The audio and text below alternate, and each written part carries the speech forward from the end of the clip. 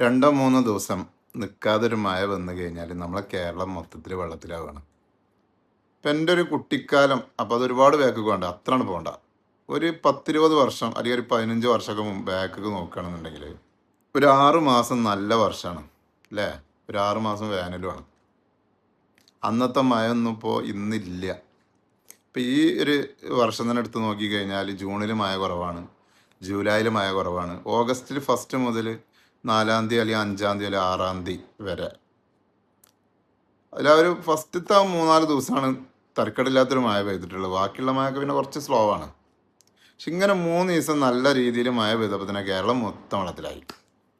നിങ്ങൾ ആരെങ്കിലും ചിന്തിച്ചിട്ടുണ്ടോ എന്തുകൊണ്ടാണ് ഇങ്ങനെ സംഭവിക്കണം എന്നുള്ളത്? അത് എന്താണ് ഇതിന് കാരണം എന്ന് ആലോചിച്ച് നോക്കിയിട്ടുണ്ടോ? എനിക്ക് മനസ്സിലായത് നമ്മുടെ സ്റ്റോറേജ് കുറേ നഷ്ടപ്പെട്ടിട്ടുണ്ട്. അന്നത്തെ അത്ര മഴ ഇന്നില്ല. എന്നിട്ട് പോലും ഇപ്പം പെയ്യണ കുറഞ്ഞ മഴ പോലും അല്ലെങ്കിൽ ആ വെള്ളം സ്റ്റോർ ചെയ്യാനുള്ളൊരു സ്പേസ് നമ്മളെ കേരളത്തിൽ പല ജില്ലകളിലും നഷ്ടപ്പെട്ടിട്ടുണ്ട്. അതിൽ ഏറ്റവും വലിയൊരു പ്രശ്നമാണ് നമ്മുടെ നദികൾ, പുഴകൾ. അതിലൊന്നും മണൽ വാരലില്ല. എത്രയോ വർഷങ്ങളായിട്ട് പല നദികളും കാട് പിടിച്ച് കിടക്കുകയാണ്. മണൽ വന്ന് അടിഞ്ഞിട്ടും പിന്നെ കാടായി മാറിയിട്ടുണ്ട്. വലിയ വലിയ മരങ്ങൾ പുല്ലായിട്ടും വലിയ പൊന്തൊക്കെ ആയിട്ടും ആകെ വല്ലാത്തൊരു അവസ്ഥയാണ്. ചില പുഴകളൊക്കെ നിങ്ങൾക്ക് തന്നെ കണ്ടാൽ മനസ്സിലാവും. അതുപോലെ തന്നെയാണ് നമ്മളെ വലിയ കുന്നുകൾ അല്ലേ? നമ്മൾ പറയും കുന്നാകുമ്പോൾ ഇപ്പം മണ്ണും അതുപോലെ പാറ പിന്നെ വലിയ കാടാണ്, മരങ്ങളൊക്കെ അല്ലേ. പക്ഷെ വലിയൊരു സ്റ്റോറേജ് ഉണ്ട് ഈ വലിയ വലിയ മലകൾ കുന്നുകളുമൊക്കെ. നമ്മൾ ഈ എംസാന് വേണ്ടിയിട്ട് അതുപോലെ കല്ലിനൊക്കെ വേണ്ടിയിട്ട് ഇതുപോലെയുള്ള വലിയ കുന്നുകളൊക്കെ നശിപ്പിക്കുന്നുണ്ട്. അതൊരു വലിയ പ്രശ്നമാണ്. അതേപോലെ തന്നെ നമ്മളെ നെൽകൃഷിയൊക്കെ നടക്കുന്ന പാടങ്ങളുണ്ട്, വയലുകൾ. അതൊക്കെ കേരളത്തിൽ ഒരുപാടുണ്ടായിരുന്നു. ഇന്നതൊക്കെ കുറവാണ്. ഒന്നാമത് കൃഷി ഇല്ല, അതുകൊണ്ട് തന്നെ കുറേയൊക്കെ മണ്ണിട്ട് തൂർത്തിട്ടുണ്ട്. അപ്പോൾ ഈ പാടം തൂർക്കാൻ വേണ്ടിയിട്ട് ഇപ്പുറത്തുള്ള വലിയ വലിയ കുന്നുകൾ ഇടിച്ച് നിരത്തിയിട്ട് നമ്മൾ പാടം തൂർക്കുക. അപ്പോൾ ഈ മഴയൊക്കെ പെയ്യുമ്പോൾ ഈ വെള്ളം സ്റ്റോർ ആവാനുള്ള സ്ഥലം അല്ലെങ്കിൽ സ്പേസ് ഇതൊക്കെ ആയിരുന്നു. അതൊന്നും കേരളത്തിൻ്റെ ഒരു തല മുതൽ മറ്റൊരു തല വരെ വെച്ച് നോക്കുകയാണെങ്കിൽ അതൊന്നും ഇപ്പം ഇല്ല. ഒരുപാട് കുറവ് വന്നിട്ടുണ്ട്. കേരളത്തിൽ നിന്നൊരു വീട് വെക്കണം എന്നുണ്ടെങ്കിൽ ഒരു 1000 സ്ക്വയർ ഫീറ്റിൻ്റെ ഒരു വീട് വെക്കണമെങ്കിൽ 20-25 ലക്ഷം റുപ്യ ആവും. പലരും ലോൺ എടുത്തിട്ടാണ് ആ വീട് വെച്ചിട്ടുണ്ടാവുക. ഇപ്പോൾ കഴിഞ്ഞ മഴക്ക് കണ്ട് ഒരു വീടൊക്കെ, അതായത് പണിയിൽ നിൽക്കുകയാണ്, അതായത് വർക്ക് നടന്നുകൊണ്ടിരിക്കുന്ന വീടാണ് പിന്നെ തകർന്നു പോണത്. അതുപോലെ തന്നെ പല ആളുകൾ ലോൺ എടുത്ത് കൃഷിയൊക്കെ ചെയ്തിട്ടുണ്ടാവും. ആ കൃഷിയിടത്തിലൊക്കെ വെള്ളം കയറി ആ കൃഷിയൊക്കെ നശിച്ചു പോകുക പറഞ്ഞു കഴിഞ്ഞാൽ വളരെ വിഷമമുള്ളൊരു കാര്യമാണ്. ഒരുപാട് കാലത്തെ കഷ്ടപ്പാടും ഒരുപാട് സ്വപ്നങ്ങളും കെട്ടിപ്പടുത്തിട്ട് 1-2 ദിവസത്തെ ഒരു വെള്ളം വരവും അതിലെല്ലാം തകർന്ന് എല്ലാം നശിച്ചു പോകുന്ന ഒരു ലെവലാണ് ഇപ്പോൾ നമ്മുടെ കേരളത്തിൽ കഴിഞ്ഞൊരു 8-9 വർഷമായിട്ടുണ്ട്. നമ്മളെല്ലാ കൊല്ലം കാണുന്നതാണ്. അത് വെള്ളം കയറിയിട്ടായിട്ടുണ്ട്, ഉരുൾ പൊട്ടിയിട്ടായിട്ടുണ്ട്, പല പ്രശ്നങ്ങളുണ്ട്.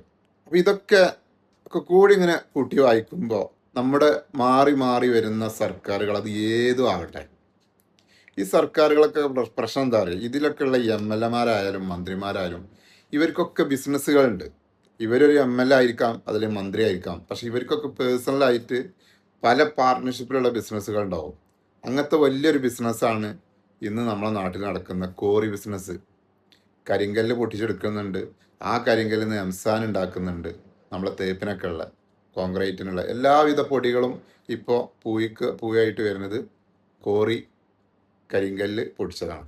അതേപോലെ തന്നെ വീട് പണിക്ക് വെട്ടല്, ചെങ്കല്ല് പൊട്ടിച്ചെടുക്കുന്നുണ്ട്. എന്തായാലും ഒരു 10-12-13 വർഷമായിട്ട് പോയെന്ന് വണ്ടി വാരിയിട്ടില്ല.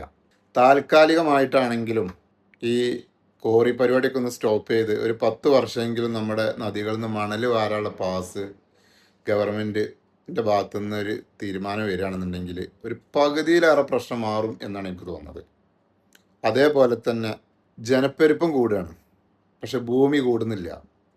അപ്പോൾ ഭൂമി കിട്ടാതാവുമ്പോൾ വലിയ വലിയ മലകളൊക്കെ ഒരു വിധമൊക്കെ ഇടിച്ച് നിരത്തിയിട്ട് അവിടെ വീടുകൾ വരാൻ തുടങ്ങി.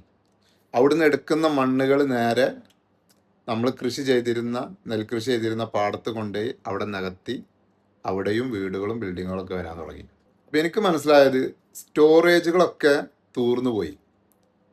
ഈ വെള്ളം വന്നു കഴിഞ്ഞാൽ ഇതിനൊക്കെ ഒരു സംഭരണശേഷി ഉണ്ടാവുമല്ലോ, ആ ഒരു ഭാഗങ്ങളൊക്കെ അടഞ്ഞു പോയി ഈ ഇത്രയും വെള്ളം വരുമ്പോൾ. കാരണം നിങ്ങളൊന്ന് ആലോചിച്ച് നോക്കി, 6 മാസത്തിൽ 4 മാസം കൂട്ടിക്കോളി. നല്ല ശക്തമായ മഴ നമ്മളെ കേരളത്തിലുണ്ടായിരുന്നു പണ്ട് കാലങ്ങളൊക്കെ. ഇന്ന് അങ്ങനത്തെ മഴകളൊന്നും ഇല്ല. ഇപ്പം തന്നെ നോക്കി, ജൂണിൽ മഴ കുറവാണ്, ജൂലൈയിൽ മഴ കുറവാണ്. ഓഗസ്റ്റ് ഫസ്റ്റ് മുതൽ ആകെ 3-4 ദിവസമേ മഴ പെയ്തിട്ടുള്ളൂ. അപ്പോഴത്തിന് കേരളത്തിൻ്റെ പല ഭാഗങ്ങൾ വെള്ളത്തിലായി. അതിൻ്റെ കാരണം എന്താണ്? മഴ പെയ്യുന്ന വെള്ളത്തിന് പോയി നിൽക്കാനുള്ളൊരു സ്പേസ് ഇല്ല. എല്ലാ സ്പേസുകളും നമ്മൾ മണ്ണിട്ടിട്ടും മണ്ണ് എടുത്തിട്ടും മണലെടുക്കാതായിട്ടും എല്ലാം ഫില്ലായി കിടക്കുകയാണ്. അപ്പം അതിനാരാ കാരണക്കാർ? ഒരു പരിധി വരെ സർക്കാർ അതിനുണ്ട്, അതുപോലെ തന്നെ നമ്മൾ സാധാരണ ആളുകളുമുണ്ട്. നമുക്ക് വീട് വെക്കണം, അതിനെന്ത് വേണം? സ്ഥലം വേണം. വീട് വെക്കാൻ എന്ത് വേണം? കല്ല് വേണം. വീട് വെക്കാൻ എന്ത് വേണം? പൂയികൾ വേണം, അതായത് കോറിപ്പൊടി വേണം, എംസാന് വേണം, കരിങ്കല്ല് വേണം, ഇതൊക്കെ വേണം. ഇതൊക്കെ നമ്മുടെ ആവശ്യങ്ങൾക്ക് വേണ്ടി നമ്മൾ വെട്ടി നിരത്തുമ്പോൾ പ്രകൃതി ഇപ്പം എന്തായാലും പെയ്ത് ചാടണമല്ലോ, പെയ്തിറങ്ങണമല്ലോ. അപ്പം അത് അവർ മതിൽ കെട്ടിയിക്കണോ, വീടുണ്ടാക്കിക്കണോ, നിങ്ങൾ തൂർത്തുക്കണോ, ഇതൊന്നും നോക്കണില്ല. ആ ഒരു റേഞ്ചിൽ പോണ്. ആ പോണ പോക്കിൽ ലക്ഷങ്ങൾ ലോൺ എടുത്തുണ്ടാക്കിയ വീടായിരിക്കാം, ലക്ഷങ്ങൾ ലോൺ എടുത്തുങ്ങാണ്ട് നടത്തുന്ന ബിസിനസ്സുകൾ ഉണ്ടാവും, ലക്ഷങ്ങൾ ലോൺ എടുത്തുങ്ങാണ്ട് നടത്തുന്ന കൃഷികളുണ്ടാവും. ഇതൊക്കെ നമുക്ക് നഷ്ടപ്പെടും. അപ്പം എന്ത് വേണം? സ്റ്റോറേജ് വേണം.